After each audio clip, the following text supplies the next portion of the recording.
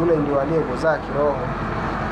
Yaani watu wengi wakati mwingine wanasema kwamba mchungaji ni mchungaji tu bwana, hana shida yoyote ile, hata nikifanya ninapofanya si nini pote ile mbali, kwa sababu kwanza sio baba yangu. Lakini kiukweli ukija katika roho, yule ni baba yako wa kiimani. Kwa hiyo unapaswa sana kumsikiliza baba yako wa kiimani, kumpenda, kusikiliza kile anachokisema, kwa sababu endapo atakasirika, endapo atakuwa na uchungu, endapo atakuwa na kisasi moyoni, kuumia kwamba kwa nini mtu anafanya hivi, kwa nini inakuwa hivi na hivi, japokuwa hawezi kukulaani, lakini unajilaani mwenyewe. So unapaswa sana kumsikiliza baba yako wa kiroho, sababu sasa hivi